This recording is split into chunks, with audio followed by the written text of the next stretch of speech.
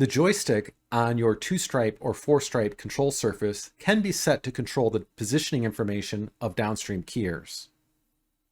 To do this, we have to assign the joystick to the appropriate downstream keyer.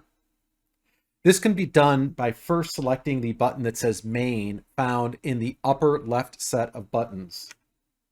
And then on the right side of the joystick, you'll have different layers you can control. And for the downstream keyers, you want to select either 1 through 4 as to which keyer you want to control.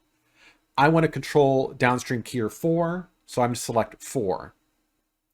Now, in the lower left, you can choose whether you want to do a position or scale, a rotate, or a crop function. And let's look at each one separately.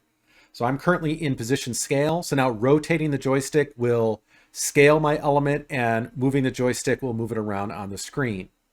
Now, if you need to, there's a reset button you can also press, and whatever mode you're in, it will reset those parameters. So pressing this will reset my scale and position. Now let's go to rotate, and I can rotate this element in all 3 dimensions. And again, if I want to reset it to start over, I'll just press reset. And then I have crop.